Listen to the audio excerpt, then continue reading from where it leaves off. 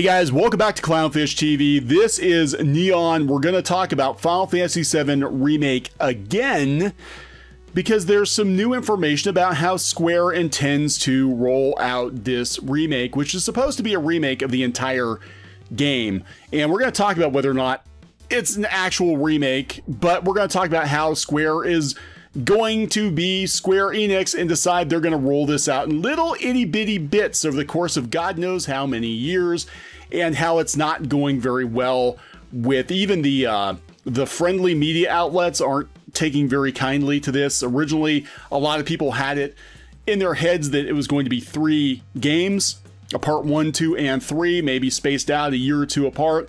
And now Square is being Square and going to microtransactions. We saw them do this with Final Fantasy IV, the After Years. I remember that on the Wii. I remember buying the main game, and I want to say it was, it's off the top of my head, I think it was like 20 bucks for the main part of the game, and then they kept trickling out chapters after that, and you wound up paying like 60, 70 bucks for what was basically a 16-bit ROM hack. It was kind of like fan fiction sequel to Final Fantasy IV. But yeah, a lot of people are having problems with this, so we're going to talk about that. Now, I got to give a hat tip to One Angry Gamer. That's where I first heard about it yesterday, and since then there's been a lot more chatter about what's going on. Now, I've had some concerns about Final Fantasy VII Remake. Disclaimer, we have played it. We bought it. We bought a copy a couple days after it came out. Bought a digital copy. We actually have been playing the game, or had been playing the game, on Clownfish TV Gaming, our secondary channel. It's a gaming channel. You can go out there and find that. And I actually enjoyed it. I did. I actually was like, okay, this is pretty good. You know, yeah, they made some changes to the story, but it's pretty good. Now, where I got hung up on was the ending for a couple of reasons. One, it becomes very apparent that initially Square had planned to make this sort of a rebuild of Evangelion, that it starts out the same storyline as Final Fantasy VII proper, but they leave the door open to take it in totally different directions, which is going to be very controversial. Another problem I had with it was that Square was allegedly pulling down videos or copyright striking channels that post the ending and threatening to sue people that post the ending to the game. Why would they take such extreme measures? Well, because the ending makes it very clear that it's wide open at this point. They can totally change up the plot line of the game, and a lot of people are not going to be happy, and that would hurt sales. If people found out that the game is not actually a true remake, that could potentially hurt sales.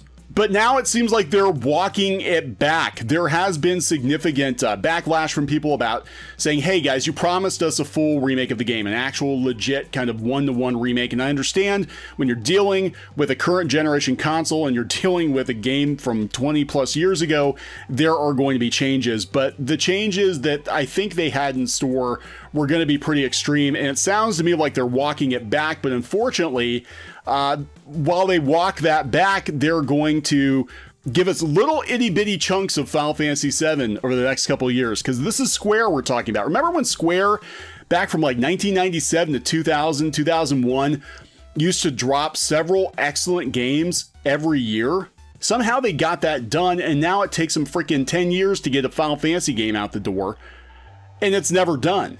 You know, they basically ship 3/4 of a game, and then you're expected to buy DLC from now until the end of time, until they move on to the next installment. So coming from One Angry Gamer, Final Fantasy VII Remake was one of those games no one really asked for. Well, actually, people have been asking for a remake for years. A remake. Nor did anyone want a complete reimagining of the source material. That is it. With a nice helping of modern standards to further water down the product. Yet the industry is desperate to convince people this game has performed exceedingly well, when in reality it hasn't. This far, the game has shipped, not sold, but shipped. During a time when most of Western civilization is experiencing lockdowns, journalists want you to believe people were able to buy copies even if they wanted them. Yet you don't need conjecture to highlight sales have fallen flat after the remake nearly dropped off of UK sales chart in only its second week. This is true. I was shocked. I gotta tell you, I was shocked. Here's the sales chart. And look, Animal Crossing is not surprising at all. Animal Crossing is incredibly popular right now. We're also playing that in the gaming channel. Go to Clown Town, go to our island, check it out. But yeah, Final Fantasy VII Remake, just hanging in there. It's under Mario Kart 8. It's under Star Wars Jedi Fallen Order. I mean, these games are old. It's under these old games. This is the Final Fantasy VII Remake that everybody's been asking for like 15 years. You know? So it's kind of crazy. Meanwhile, Final Fantasy VII Remake is on the decline, going from 4th to 8th place. I think they waited too damn long, and it's not what people wanted. Only a complete lack of competition saved Final Fantasy VII's remake from suffering the same fate as Resident Evil 3 Remake. Sitting at number 8 on the list, it was surpassed by, yeah, Grand Theft Auto 5, Ring Fit Adventure, Mario Kart 8, Call of Duty Modern Warfare, Fallen Order, along with Animal Crossing and FIFA 2020. That's bad.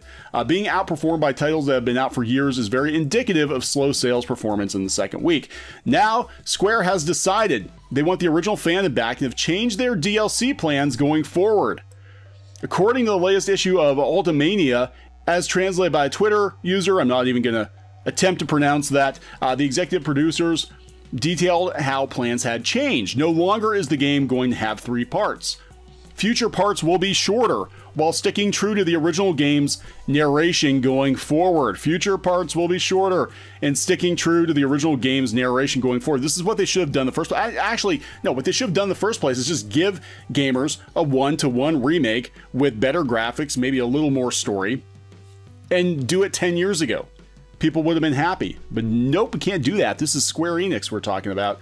So how many parts? We have a general idea of how the story will play out, but we haven't decided exactly how many parts. There's speculation it will be 3 parts, but we're just doing things one step at a time. That's from years ago, I believe. Depends on how many parts overall the story will be. If we divide the story into large parts, it'll take longer to make. If we divide it into more detailed, smaller sections, then developing it will be faster. I hope to release the next one ASAP. Twitter word limits are dumb, but I want to add that they said from here on out, so this quote refers to what they have planned for the story after the first installment. Here's what Kitase said. We're not drastically changing the story and making it into something completely different than the original. Even though it's a remake, please assume the story of Final Fantasy VII will continue as Final Fantasy VII always had.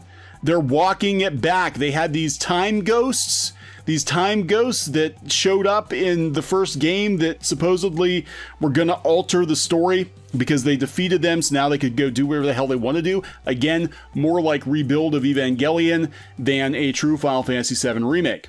So those that purchased the remake should start feeling concerned right now. I had concerns before. Square Enix envisioned Final Fantasy VII Remake to be a cash generator for them for a few years. During whatever projected period they have on their internal statements, they would be able to release periodic expansions at lower development costs and simply generate money at a lower investment cost. That isn't happening. The initial install base is smaller than the company had projected, as evident by their diminishing the scope of future expansions and returning to form when it is too late. If said expansions don't have a high sell-through rate to the established base, there's a good chance Square will just abandon the game, just as they abandoned DLC plans for Final Fantasy XV.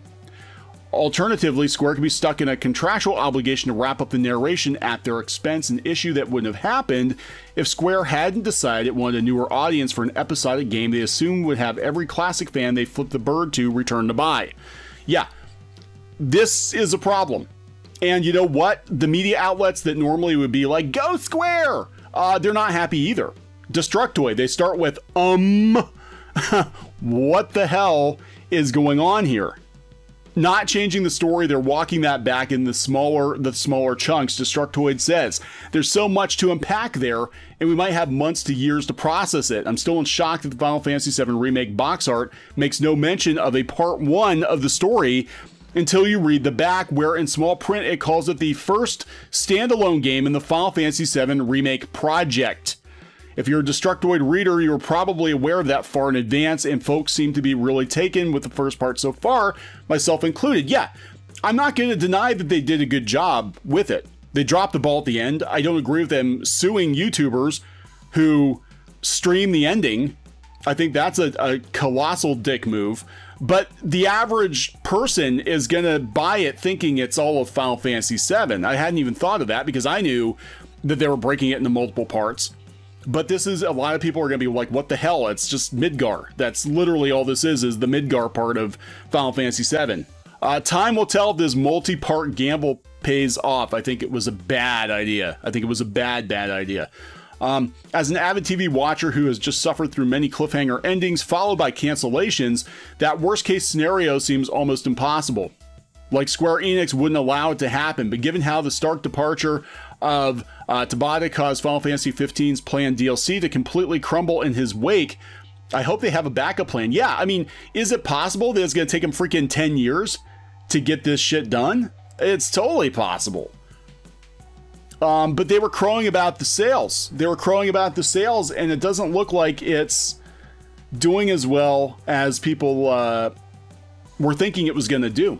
I mean, when you've got Jedi Fallen Order, which is a damn good game, by the way, and Mario Kart, which is also a damn good game, beating Final Fantasy VII Remake after a couple of weeks, you know, it's not a good look. So, yeah, I don't know. They're walking it back.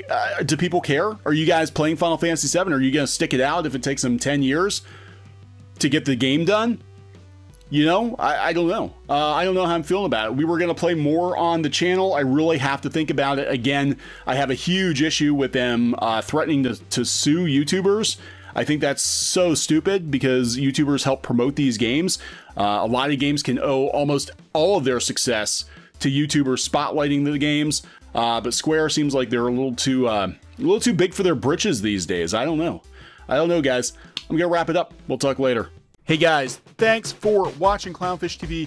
Please consider supporting the channel. Go to clownfishsupport.com. That's clownfishsupport.com.